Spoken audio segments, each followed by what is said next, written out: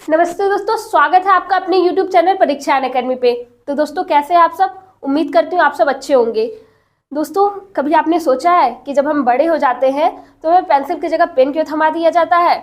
तो सोचिए दोस्तों, क्योंकि बचपन में क्या होता है, हमारी जो गलतियाँ होती है ना, उन्हें बड़े लोग बड़े आसानी से माफ़ कर देते हैं, उनको मिटाना आसान होता है। लेकिन बड़े होने पर वही गलतियाँ लोग गिनने लगते हैं, उनको जल्दी मिटाते नहीं है। तो इसीलिए हम लोग पेन दे दिया जाता है ताकि हम लोग अब गलतियां कम करें ना। तो लेकिन तब भी आप गलतियां कम करें, और गलतियां कर रहे हैं तो उनसे सीखिए। अगर जिन दोस्तों का इससे पहले सीटेड दिए नहीं निकला है तो कोई बात नहीं, निराश होने की ज़रूरत नहीं है, निकल जाएगा। बस खाली ध्यान से, मेहनत से, लगन से पढ़िए, ठीक है। प्रीवियस ईयर क्वेश्चन जितने आ रहे हैं उसको अच्छे से पढ़ डालिए, ठीक है। इसी सिलसिले में चलिए हम लोग आज शुरू करते हैं, अपना जो नया प्रैक्टिस सेट है उसको लेते हैं, ठीक है। हिंदी प्रीवियस ईयर का चल रहा है, आपको जानते हैं। हिंदी के जितने पेडागोजी टाइप के क्वेश्चन है उसको लेकर आती हूँ मैं। देखिए आज मैंने पहले ही ले लिया है। आप पहले हम लोग के चैनल को शेयर कर दीजिए, ज़्यादा से ज़्यादा हमारे वीडियोस को शेयर किया करिए ताकि ये सब तक पहुँच जाए। शेयर करिए, लाइक करिए, कमेंट करिए ना दोस्तों। चलिए आज का पहला क्वेश्चन हम लोग लेते हैं।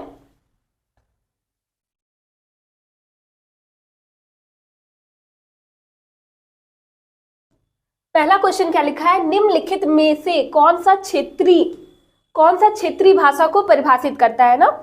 तो ऑप्शन ए दिया, क्षेत्र में भाषा की वाक विशेषताएं, देश अथवा राज्य की भाषा, क्षेत्र की भाषा लिपि के साथ, या क्षेत्र की लिखित भाषा तथा साहित्य।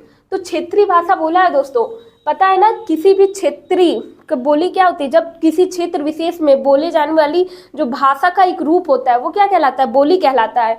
तो वही क्षेत्र में भाषा की वाक विशेषताएं क्या? आपका बोली होता है। तो यही आपको कौन सा क्षेत्रीय भाषा को परिभाषित करेगा? ऑप्शन नंबर ए, यानी क्षेत्र में भाषा की वाक विशेषताएं, ठीक है। अगला क्वेश्चन देखते हैं। अगला क्वेश्चन कह रहा है, निम्नलिखित में से कौन सा संकेत भाषा के संबंध में सत्य है? सत्य पूछ रहा है दोस्तों। संकेत भाषा का व्याकरण नहीं है, संकेत भाषा का व्याकरण है, संकेत भाषा भाव भंगिमा का समूह है, संसार भर में केवल एक ही संकेत भाषा का प्रयोग करते हैं। एक ही संकेत, ये तो काट दीजिए, केवल एक ही संकेत भाषा का, भाव भंगिमा का समूह भी नहीं है और व्याकरण नहीं है, ऐसा भी नहीं कहा गया। संकेत क्या है?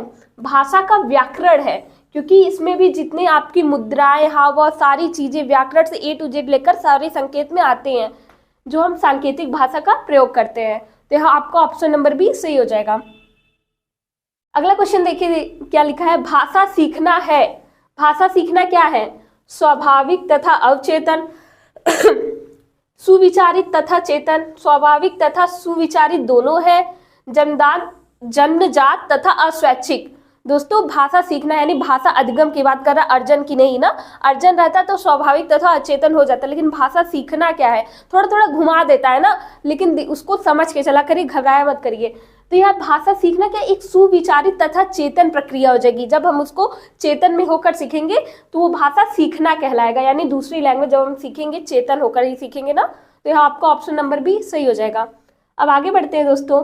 अगला क्वेश्चन कह रहा है, कक्षा में बहुभाषिकता एक रणनीति के रूप में प्रयुक्त करने का क्या तात्पर्य? यानी बहुभाषिकता जो आपकी होती है क्लास में, कई बच्चे पता है ना अलग अलग जगह से आते हैं, अलग अलग क्षेत्र से आते हैं, तो उसको एक रणनीतिक रूप में जब हम लोग कैसे प्रयोग करते हैं, देखिए क्या लिखा है।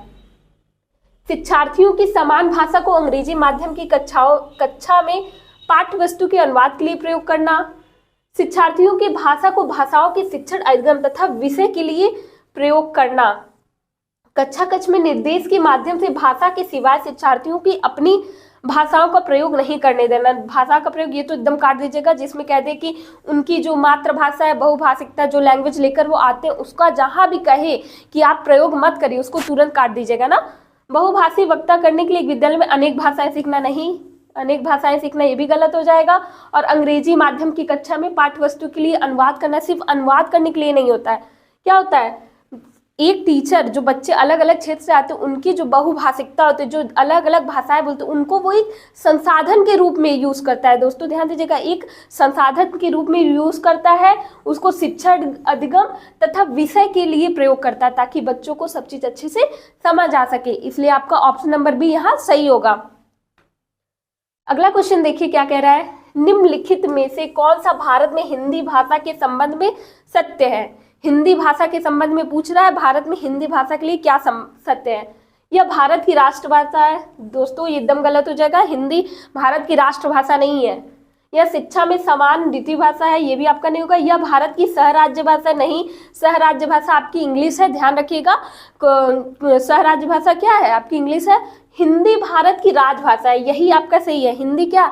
हिंदी को राजा की राजभाषा का दर्जा दिया गया है, तो यहाँ आपको ऑप्शन नंबर डी सही हो जाएगा। अब अगला क्वेश्चन देखिए क्या कह रहा है, निम्नलिखित में से आप किसी प्रमाणिक सामग्री के रूप में स्वीकार नहीं करेंगे। प्रमाणिक यानी जो प्रमाणित ना हुई हो। पत्रकारिता से एक कार्टून, समाचार पत्र में एक विज्ञापन, पाठ्य पुस्तक लेखक द्वारा कोविड-19 पर लिखा निबंध, प्रसिद्ध लेखक प्रेमचंद के द्वारा लिखी लघु कथा। तो ये भी आपका प्रमाणिक होगा दोस्तों। एक विज्ञापन भी प्रमाणिक होता है और पत्रकारिता में कार्टून, ये भी प्रमाणिक होगा। लेकिन पाठ्य पुस्तक में लेखक द्वारा कोविड-19 पर लिखा एक निबंध, ये प्रमाणिक सामग्री के अंतर्गत नहीं आएगा। तो यहाँ आपको ऑप्शन नंबर सी सही हो जाएगा और बाकी तीनों गलत हो जाएगा। अब अगला क्वेश्चन देखते हैं। अगला क्वेश्चन कह रहा है, कक्षा 8 की शिक्षिका अपने शिक्षार्थियों को पाठ पढ़ने के अनुवर्ती कार्य के रूप में क्रम से कहानी की घटनाओं तथा विचारों को लिखने के लिए कह रही है। ठीक है, वह क्या कर रही है? देखिए वो क्या कर रही है, वो क्रम से कहानी का एक उसका स्टेप जितने हैं उनको लिखने को कह रही है। देखिए वो क्या कर रही है, अपने शिक्षार्थियों को उप विषय वस्तु के निर्माण के लिए कह रही है, अपने शिक्षार्थियों को कहानी दोबारा पढ़ने के लिए कह रही है, उनके लेखन कौशलों को पुनर्बलन दे रही है, उनके कौशल को याद करने के लिए बढ़ावा दे रही। देखिए याद करना और फिर उनके कौशल को, यहाँ वो लेखन कौशल को नहीं बढ़ावा दे रही, वो उसके चरण को धीरे धीरे क्या कर रही है, पाठ पढ़ने के अनुवर्ती कार्य के रूप में क्रम से कहानी की घटनाओं तथा विचारों को लिखने के लिए कह रही। तो वो क्या कर रही है, अपने शिक्षार्थियों को उप विषय वस्तु के निर्माण के लिए कह रही है। ठीक है, क्या कर रही है, उप विषय वस्तु के निर्माण के लिए कह रही है। तो यहाँ आपका ऑप्शन नंबर ए सही हो जाएगा। अगला क्वेश्चन देखिए क्या कह रहा है, निम्नलिखित कथनों में से कौन सा भाषा की कक्षा में साहित्यिक पाठ्य सामग्री के शिक्षण के संबंध में सत्य है? साहित्यिक पाठ्य सामग्री के संबंध में पूछ रहा है, तो ध्यान रखिएगा ना। साहित्यिक पाठ्य सामग्री का प्रयोग व्याकरण शिक्षण के लिए किया जाना चाहिए, सही है। सत्य पूछा है, साहित्यिक पाठ्य सामग्री सराहना, आनंद तथा मजे के लिए होती है। साहित्यिक पाठ्य सामग्री समालोचना चिंतन का विकास करती है। साहित्यिक पाठ सामग्री सराहना, आनंद तथा मजे के लिए नहीं होती है। क्या सत्य क्या है, तो साहित्यिक पाठ सामग्री का प्रयोग व्याकरण शिक्षण के लिए किया जाना चाहिए। ये इसका क्या हो जाएगा, सत्य हो जाएगा। तो ऑप्शन नंबर ए आपका सही होगा। अब आगे बढ़ते हैं, आगे क्या कह रहा है, रविन समाचार पत्र में एक लेख पढ़ता है ना। रविन एक क्लास में एक लड़का है जो लेख पढ़ रहा है, जिससे कि वह अगले दिन अपने समूह में उस पाठ्य वस्तु का संपूर्ण विचार प्रस्तुत कर सके। उसके इस पठन को किस रूप में जाना जाता है? यानी वो एक लेख पढ़ रहा है, उसको ध्यान से पढ़ रहा है, वो क्या कर रहा है, पंक्तियों के बीच में पठन कर रहा है? नहीं। पंक्तियों से परे पठन कर रहा है? नहीं। सरसरी तौर पर पढ़ना या बारीकी से पढ़ना? यहाँ सी होगा, ये डी होगा। तो वो क्या कर रहा है, वो फटाफट पढ़ रहा है, वो एक सरसरी निगाह से पढ़ रहा है, यानी वो क्या कर रहा है, स्कीमिंग कर रहा है। क्या कर रहा है, स्कीमिंग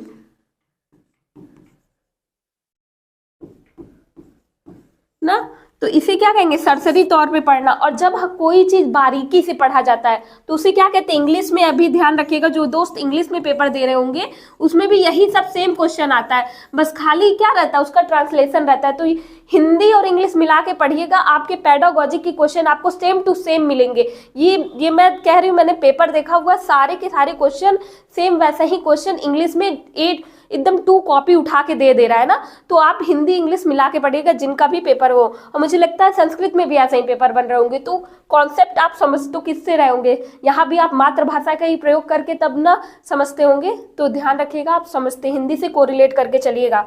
तो सरसरी तौर पर पढ़ना यानी स्कीमिंग होता है, और बारीकी से पठन यानी स्कैनिंग होता है। ठीक है, तो यहाँ जो रविन क्या कर रहा है, ये स्कीमिंग कर रहा है, यानी सरसरी तौर पर पठन कर रहा है। ठीक है, अब आगे चलिए दोस्तों, आगे क्या कह रहा है, पढ़ते समय वह शब्द पहचानती है किंतु स्वयं से उसे प्रयोग करने में समर्थ नहीं है। इस शब्द भंडार में को किस रूप में जानते हैं, यानी वो पढ़ रही है, शब्द तो पहचानती है लेकिन उसका प्रयोग नहीं कर पाती है। तो वो क्या कर रही है, उसका कैसा शब्द भंडार है? सक्रिय शब्द भंडार है, श्रवण शब्द भंडार है, निष्क्रिय शब्द भंडार है या पठन शब्द भंडार है? तो दोस्तों उसे समझ में तो आ रहा है लेकिन वो उसका यूज नहीं कर पा रही, तो कैसा शब्द भंडार उसका हो जाएगा? निष्क्रिय शब्द भंडार हो जाएगा। कैसा? निष्क्रिय, यानी उसका यूज नहीं कर पा रही है वो। चलिए नेक्स्ट बढ़ते हैं। अगला कह रहा है आधारभूत अंतः व्यक्तित्व संप्रेषण कौशल क्या है?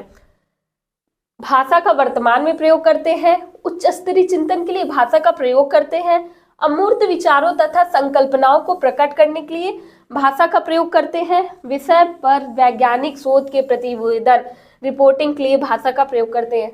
तो आधारभूत पूछा दोस्तों, आधारभूत अंतः व्यक्तित्व यानी भाषा को जो भारत में जानते हैं, जो भाषा का वर्तमान में प्रयोग किया जा रहा है, जो प्रेजेंट टाइम में प्रयोग किया जा रहा है, वही आधारभूत अंतः व्यक्तित्व संप्रेषण कौशल होगा। तो आपको ऑप्शन नंबर ए सही हो जाएगा। अगला क्वेश्चन देखिए क्या कह रहा है, कौन सा लेखन उपागम शिक्षार्थियों को लेखन सिखाने के लिए विभिन्न स्तरों से गुजरने का अवसर प्रदान करता है, यानी कई स्टेप में उसे गुजरना पड़ता है। देखिए क्या वो उत्पाद उपागम है, प्रक्रिया उपागम, कोश विषयक उपागम या संप्रेषणात्मक उपागम होगा? तो दोस्तों जहां पे भी कहे कि उसे विभिन्न स्तरों से गुजरना है, विभिन्न चरणों से होके जाना है, तो वो आपका कौन सा होगा? प्रक्रिया उपागम होगा। कौन सा? प्रक्रिया। ध्यान रखिएगा, यहाँ आपका ऑप्शन नंबर बी सही होगा। नेक्स्ट क्वेश्चन देखिए क्या कह रहा है, अरुल और राहुल शिक्षक, ये दोनों शिक्षक है, अपनी पाठ्य व्याकरण की कक्षा में पहले व्याकरण बिंदुओं, वाच्य और काल का परिणाम देते हैं और यह समझाते हैं कि नियम किस तरह बनते हैं और किस तरह संदर्भ का प्रयोग करते हैं। उपरांत में वे शिक्षार्थियों को भाषा मदों के अभ्यास के लिए बहुत सारे कार्य देते हैं। व्याकरण सीखने सिखाने के लिए यह प्रक्रिया कहलाएगी, यानी उन लोग को वाच्य और काल पढ़ा देते हैं, फिर उसके नियम किस तरह बनते हैं ये समझाते हैं ना, फिर संदर्भ में उनका प्रयोग भी करते हैं, यानी उदाहरण वगैरह पूरा एकदम कॉन्सेप्ट में उसका प्रयोग करके उनको बताते हैं। उसके बाद वो क्या करते हैं? अभ्यास के लिए बहुत सारे कार्य दे रहे हैं, तो यह कौन सी प्रक्रिया है? विषय ज्ञान, प्रक्रिया ज्ञान या कार्य विधिक ज्ञान या घोषणात्मक? तो दोस्तों जब कोई पूरा पढ़ाने के बाद फिर उसका अभ्यास दे रहा हर संदर्भ में सिखाने के बाद, तो उसे कहते हैं घोषणात्मक। क्या कहते हैं? घोषणात्मक ज्ञान कहते हैं। तो यहाँ आपको ऑप्शन नंबर डी सही हो जाएगा। आगे चलिए, अगला क्वेश्चन कह रहा है निम्नलिखित में से कौन सा भाषा सीखने के लिए निवेश आधारित कार्य है? निवेश आधारित कार्य, निवेश परिकल्पना, ये सब जहां भी आए स्टीफन क्रिश्चियन को याद रखिएगा। शिक्षार्थी 5 के समूह में कहानी पढ़ता है। शिक्षार्थी एक कार्यक्रम में अभिनय की जाने वाली लघु नाटिका के लिए संवाद लिखते हैं। शिक्षार्थी जलवायु परिवर्तन के मुद्दे पर भूमिका निर्वाह यानी रोल प्ले अभिनय करते हैं। शिक्षार्थी सुनी हुई वार्ता के विचारों को समझने के लिए प्रश्न पूछते हैं। तो दोस्तों कौन सा कह रहा है? भाषा सीखने के लिए, तो वो क्या समूह में, जब उनको समूह में बांटेगा, समूह में जब बच्चे सीखेंगे तो उनका ज्ञान निर्माण अच्छे से होगा। तो यहाँ आपका ऑप्शन नंबर ए, यानी शिक्षार्थी 5 के समूह में कहानी पढ़ता है, ऑप्शन नंबर ए आपका यहाँ सही होगा। नेक्स्ट क्वेश्चन देखिए क्या कह रहा है, निम्नलिखित में से कौन सी भाषा शिक्षा की संकल्पना नहीं है? पूछा है, नहीं है ना। व्याकरण अनुवाद विधि, ये तो है ही, मैंने आपको पेडागोजी क्लास में भी बताया है। ध्वनि की तरंग लंबाई, प्रथम भाषा की हस्तक्षेप, ये भी है। त्रुटि शुद्धि, जितनी गलतियां होती हैं, एरर फाइंडिंग, वो भी क्या होता है? आपका भाषा से संबंधित होता है। लेकिन ध्वनि की तरंग लंबाई आपका फिजिक्स, भौतिकी से संबंधित है, साइंस से संबंधित है, यही आपका भाषा से संबंधित नहीं है। तो आपका ऑप्शन नंबर बी सही हो जाएगा। अगला क्वेश्चन देखिए, निम्नलिखित में से कौन सा सामाजिक बोली को परिभाषित करता है? अभी आपका आया था क्षेत्रीय भाषा, सामाजिक बोली। देखिए सेम टाइप का क्वेश्चन है, क्या है? व्यक्तियों के समूह अथवा समुदाय की भाषा की वाक विशेषताएं, एक महाद्वीप अथवा एक देश अथवा एक राज्य की भाषा, एक क्षेत्र की भाषाओं के भीतर एक भाषा की वाक विशेषताएं, क्षेत्र की लिखित भाषा तथा साहित्य। सामाजिक बोली जानते हैं व्यक्तियों के समूह अथवा समुदाय की भाषा की वाक विशेषताएं उनकी सामाजिक बोली बन जाती हैं। जब वो एक क्या समुदाय में एक निश्चित बोली जाने वाली भाषा का प्रयोग करते हैं तो वही क्या सामाजिक बोली हो जाती है। ऑप्शन नंबर ए आपका यहाँ सही होगा। नेक्स्ट क्वेश्चन देखिए क्या कह रहा है, संकेत भाषा क्या है? संकेत से भी आज 2 क्वेश्चन हो गए। देखिए क्या है, व्याकरण के साथ एक स्वाभाविक भाषा है, स्वाभाविक भाषा नहीं है, ये तो काट दीजिएगा। व्याकरण के बिना एक स्वाभाविक भाषा, ये भी गलत है कि व्याकरण के बिना तो नहीं होगा। बधिर समुदाय के लिए हाव भाव समूह है, सिर्फ बधिरो यानी जो बहरे होते हैं। मूक बधिर होता है ना, मूक बधिर मतलब क्या होता है, मूक मतलब जो गूंगे और बधिर मतलब जो सुन नहीं सकते, तो बधिर के लिए भी नहीं होगा। लेकिन क्या, व्याकरण के साथ स्वाभाविक भाषा है। संकेत भाषा क्या है, व्याकरण के साथ स्वाभाविक भाषा है। ऑप्शन नंबर ए आपका सही होगा। अब आगे चलिए, जो लोग अनेक भाषाएं जानते हैं उन्हें क्या कहते हैं, क्या कहते हैं उन्हें दोस्तों, बहुभाषी, बहुभाषी विद, बहुवक्ता, एक भाषी। कुछ लोग कंफ्यूज हो सकते हैं, बहुभाषी विद लगा ले, बहुवक्ता भी लगा सकते हैं, लेकिन नहीं, इसका आंसर होगा बहुभाषी। क्या होता है, बहुभाषी होगा। ऑप्शन नंबर ए सही होगा।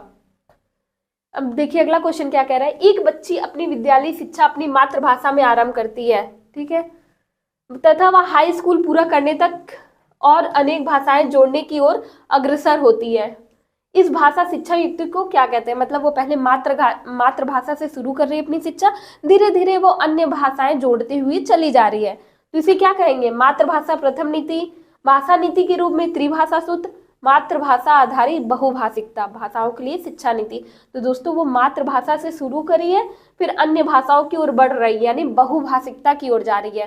तो यहाँ आपका ऑप्शन नंबर सी सही हो जाएगा। देखिए अगला क्वेश्चन क्या कह रहा है, भाषा के साथ संलग्नता का अर्थ क्या है, कि शिक्षक शिक्षार्थियों के साथ कार्य करते हैं, शिक्षार्थी उद्देश्यों के लिए भाषा में कार्य करते हैं, शिक्षार्थी तथा शिक्षक मिलकर व्याकरण के नियम पर कार्य करते हैं, शिक्षार्थी भाषा के स्वनिमिक नियमों का इस्तेमाल करते हैं तथा सीखते हैं। तो दोस्तों भाषा के साथ संलग्नता, यानी यहाँ मतलब क्या हो रहा है कि शिक्षार्थी उद्देश्य के लिए भाषा के लिए कार्य करते हैं, यानी उद्देश्यपूर्ण दिशा में वो आगे बढ़ते, एक उद्देश्य लेकर वो भाषा सीखते, एक भाषा की ओर मतलब कार्य करते हैं। तो यहाँ आपका ऑप्शन नंबर बी सही हो जाएगा। अगला क्वेश्चन देखिए क्या कह रहा है, शिक्षार्थियों को उद्देश्य के लिए भाषा प्रयोग हेतु तैयार करता है, मतलब क्या, मतलब कि उद्देश्य के लिए कौन सी भाषा तैयार करेगी, प्रामाणिक कार्य तैयार करेंगे, अभ्यास कार्य, कविता के अंश को याद करना, पाठ्य वस्तु को डिकोड करना। शिक्षार्थी को उद्देश्य के लिए भाषा प्रयोग जो तैयार करता है वो जानते हैं प्रामाणिक कार्य। जितने आपके प्रामाणिक कार्य होंगे वो शिक्षार्थियों को उद्देश्य के लिए भाषा के लिए तैयार करेंगे। तो यहाँ आपका ऑप्शन नंबर ए सही हो जाएगा। अगला क्वेश्चन देखिए, श्रुति किसी कार्यक्रम के बारे में विशिष्ट सूचना प्राप्त करने के लिए पत्रिका पढ़ती है। अच्छा ठीक है, विशिष्ट सूचना प्राप्त करने के लिए पत्रिका पढ़ रही है, उसके पठन को क्या कहेंगे, ठीक है, सरसरी दृष्टि से पढ़ना, उद्देश्य के लिए पढ़ना, आनंद के लिए पढ़ना, या बारीकी से पढ़ना। दोस्तों अभी मैंने आपको एक क्वेश्चन में पढ़ाया था क्या, सरसरी दृष्टि से पढ़ना और बारीकी से पढ़ना बताया था ना। सरसरी दृष्टि यानी स्कीमिंग और बारीकी से पढ़ना यानी स्कैनिंग, याद रखिएगा। और ये विशिष्ट सूचना, यानी जब वो उसको ध्यान से गहनता से साथ पढ़ेगी तभी तो उसको उसकी विशिष्ट सूचनाएं मिलेंगी ना। वो ऐसे जल्दी जल्दी उसका तथ्य सार तो निकाल नहीं रही है, वो क्या कर रही है, उसको विशिष्ट सूचना के लिए गहनता से पढ़ रही है, बारीकी से पढ़ रही है, यानी वो क्या कर रही है, स्कैनिंग कर रही है। बारीकी से पढ़ना यानी स्कैनिंग कर रही है, याद रखिएगा, ठीक है, बारीकी से पठन स्कैनिंग। तो यहाँ आपका ऑप्शन नंबर डी सही हो जाएगा। अगला क्वेश्चन देखिए, वे शब्द जिन्हें हम लेखन तथा वाचन में प्रयोग करते हैं, मतलब उनको हम समझ भी गए और लेखन तथा वाचन में प्रयोग कर रहे हैं, तो वो क्या कहलाएंगे, निष्क्रिय शब्द शब्द भंडार। देखिए एग्जाम में ऐसे ही क्वेश्चन बने हुए हैं, देखिए अभी एक क्वेश्चन लिया था उसमें भी था, ये भी है, प्रयोग में शब्द भंडार, सक्रिय शब्द भंडार, उद्देश्य के लिए शब्द भंडार। लेखन तथा वाचन में प्रयोग कर रहे हैं तो वो क्या सक्रिय हो जाएंगे ना, जो सक्रियता के साथ हमारे लेखन तथा वाचन में प्रयोग हो रहे हैं। तो आपका ऑप्शन नंबर सी सही हो जाएगा, यानी सक्रिय शब्द भंडार। अगला क्वेश्चन देखिए क्या कह रहा है, निम्नलिखित में से कौन सा संज्ञानात्मक रूप से शैक्षणिक भाषा निपुणता को बढ़ावा देने के लिए है, ठीक है, क्या पूछा, संज्ञानात्मक रूप से शैक्षणिक भाषा को निपुणता देगा। किसी के जन्मदिन पर दिन के अंत में किसी एक के द्वारा डायरी लेखन, लोगों के जीवन पर जलवायु परिवर्तन का प्रभाव विषय पर समाचार पत्र के लिए लेख लिखना, समीप के शहर में स्थित मनोरंजन पार्क में किसी एक की यात्रा पर सहपाठियों के साथ बात करना, किसी एक के लिए खाना ऑर्डर करने के लिए रेस्टोरेंट की व्यंजन सूची को पढ़ना। तो दोस्तों वो क्या कर रहा है, संज्ञानात्मक, यानी उसकी बौद्धिक विकास होगा, उसकी कल्पना शक्ति, ये सब का विकास होना चाहिए। तो सबसे जो बेस्ट आपका ऑप्शन होगा वो बी फॉर बेस्ट। देखिए लोगों के जीवन पर जलवायु परिवर्तन एक बहुत अच्छा टॉपिक दिया जाएगा उस विषय पर समाचार पत्र के लिए जब वो लेख लिखेगा तो हर एक स्तर, एक एक स्टेप से गुजरते हुए बहुत कुछ सीखते हुए वो एक लेख लिखेगा। तो यहाँ आपका ऑप्शन नंबर बी जो है वो सही हो जाएगा, यानी लोगों के जीवन पर जलवायु परिवर्तन का प्रभाव विषय पर समाचार पत्र के लिए लेख लिखना। चलिए अगला क्वेश्चन क्या कह रहा है, आप शिक्षार्थियों द्वारा अच्छा लेखन सीखने के लिए लेखन की प्रक्रिया उपागम के आदर्श क्यों मानते हैं। अभी भी प्रक्रिया उपागम की बात करी थी मैंने दोस्तों, क्या जब एक किसी चीज को सीखने के लिए, लिखने के लिए उसको कई स्तर, कई चरणों से गुजरना पड़ता है, तो वो क्या कहता है, प्रक्रिया उपागम। चलिए देखते हैं इसमें क्या दिया है। प्रक्रिया उपागम शिक्षार्थियों को बिना तैयार के आशु भाषण वक्ता की भांति लिखने के योग्य बनाती है, तो गलत है। प्रक्रिया उपागम लेखन कौशल के परीक्षण के लिए एकल अवधि उत्पाद के रूप में है, ये भी आपका गलत हो जाएगा। प्रक्रिया उपागम शिक्षार्थियों की उच्च स्तरीय भाषा कौशलों का परीक्षण करती है, जैसे भी लिखते हैं, ये भी गलत है। प्रक्रिया उपागम अच्छा लेखन विकसित करने के लिए शिक्षार्थियों को विभिन्न स्तरों से गुजरने के योग्य बनाती है। मैंने बताया ना, प्रक्रिया क्या होती है, प्रोसेस होती है, एक चरण के बाद एक चरण चलती जाएगी। तो उससे भी आप ना शब्दों को पकड़ा करिए ना। अगर कोई नया शब्द आपको मिल भी जाए एग्जाम में दोस्तों, सीटेट वाले कुछ भी डाल सकते हैं, कहीं नया शब्द मिल भी जाए तो शब्द को पकड़िएगा कि उस शब्द का अर्थ क्या निकल रहा है, उससे आप जो आंसर आपको सटीक लगे वो मारिएगा। तो यहाँ देखिए स्तरों से गुजरने के योग्य बनाती है, यही आपका सबसे सटीक आंसर होगा। तो आपका ऑप्शन नंबर डी सही हो जाएगा। अब आगे बढ़ते हैं दोस्तों। अगला क्वेश्चन कह रहा है, निम्नलिखित में से कौन सा भाषा सीखने के लिए उत्पाद आधारित कार्य है। चलिए देखते हैं क्या है। शिक्षार्थी राजनैतिक मुद्दों पर समाचार पढ़ता है। शिक्षार्थी अनुच्छेद लेखन के लिए विचार एकत्रित करने के समूह में कार्य करता है। शिक्षार्थी चित्रों की क्रमबद्धता प्रक्रिया का वर्णन करने के लिए चिंतित करता है। शिक्षार्थी प्रक्रिया उपागम अपनाकर समाचार पत्र के लिए एक लेख लिखता है। देखिए फिर से सबसे बढ़िया ऑप्शन क्या, जब वो प्रक्रिया उपागम का उसको अपनाकर एक लेख लिखेगा तब उसका उत्पाद आधारित कार्य होगा। तो यहाँ आपका ऑप्शन नंबर डी सही हो जाएगा। अगला क्वेश्चन देखिए क्या कह रहा है, निम्नलिखित में से कौन सा व्याकरण पाठ शिक्षण के संबंध में गलत है। गलत बोला है दोस्तों ना, व्याकरण शिक्षण पाठ के संबंध में गलत। शिक्षण बिंदुओं के स्रोत के रूप में पाठ वस्तु का प्रयोग करना। वाचन कार्य के दौरान शिक्षार्थियों की अशुद्ध भाषा के उदाहरण का प्रयोग करना। शब्दों तथा संरचनाओं को दिखाने के लिए चित्रों का प्रयोग करना। ऐसे वाक्यों का प्रयोग करना जो शिक्षण बिंदुओं का उदाहरण है। तो दोस्तों ध्यान दीजिएगा, यहाँ व्याकरण शिक्षण की बात कर रहा है ना, तो इसमें क्या, ये तो पाठ्य वस्तु का प्रयोग करेगा ही शिक्षण बिंदुओं को समझाने के लिए। वाचन के अशुद्ध भाषा भी बताएगा, आपका जो अशुद्ध भाषा है व्याकरणिक दृष्टि से बहुत महत्वपूर्ण होती है, उसको मतलब शुद्ध कराएगा। शब्दों तथा संरचना, लेकिन चित्र, व्याकरण के लिए चित्र का प्रयोग करना ये बहुत ज्यादा सही नहीं होगा, तो यही आपका गलत होगा, यानी ऑप्शन नंबर सी आपका सही हो जाएगा, बाकी सब आपका गलत हो जाएगा। ऑप्शन नंबर सी सही होगा।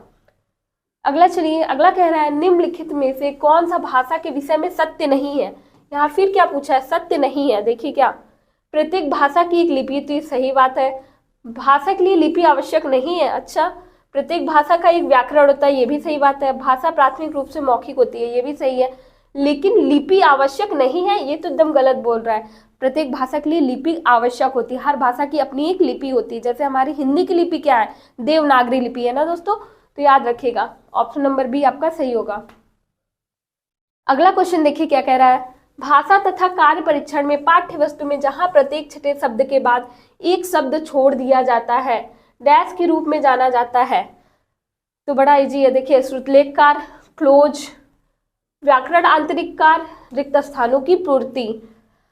देखिए दोस्तों क्या, 5-6 शब्द लिखने के बाद कुछ लिखा है फिर एक छोड़ दिया जाता है, तो वो क्या, क्लोज टेक्स्ट कहलाता है, उसे हम क्या कहते हैं, क्लोज टेक्स्ट कहते हैं। तो आपका ऑप्शन नंबर बी सही हो जाएगा। इंग्लिश में देखते होंगे क्वेश्चन आते हैं क्लोज टेक्स्ट, यानी जब 5-6 एक तरह से रिक्त स्थान की पूर्ति वो भी होती है, लेकिन वहाँ कुछ जो सबसे सटीक बैठता है उसको भरा जाता है। तो ऑप्शन नंबर बी आपका सही होगा। अगला क्वेश्चन देखिए क्या कह रहा है, निम्नलिखित में से कौन सा सीखने के रूप में आकलन का कार्य है। सीखने के रूप में कह रहा है, परियोजना कार्य तथा प्रदत्त कार्य, साप्ताहिक तथा मासिक परीक्षण, रचनात्मक सत्रांत परीक्षण, वर्ष के अंत में योगात्मक परीक्षण। तो सीखने के रूप में यानी क्या हो जाएगा, जब उसको परियोजना कार्य, जितने असाइनमेंट दिए जाएंगे वो जब करेगा तो उसका टीचर क्या एक तरह से आकलन कर सकेगा कि बच्चे ने कितना सीखा है कितना नहीं। तो आपका ऑप्शन नंबर यहाँ ए सही हो जाएगा। ये था आखिरी क्वेश्चन दोस्तों। आज की हमारी वीडियो यही समाप्त होती है। अगर आपको किसी क्वेश्चन में कोई डाउट हो तो कमेंट बॉक्स में ज़रूर पूछिएगा, और हमारे चैनल को ज़्यादा से ज़्यादा आप लोग शेयर करिए, लाइक करिए, सब्सक्राइब कीजिए, कमेंट कीजिए, नोटिफिकेशन ऑन कर लीजिए, क्योंकि हमारे सारे टीचर्स आपके लिए लगे हुए हैं, बहुत मेहनत कर रहे हैं, वो सब आपको पढ़ा रहे हैं। आप उसका क्या बोलते हैं, लाभ उठाइए ना। आपको करना क्या, आपको पढ़ना है। ज़्यादा से ज़्यादा शेयर करिए ताकि हम लोग भी ऐसे वीडियो आपको डे बाय डे देते रहें। ठीक है दोस्तों, तो आज का मेरा वीडियो यहीं समाप्त होता है। मिलते हैं नए वीडियो में नए टॉपिक के साथ। तब तक के लिए जय हिंद, जय भारत।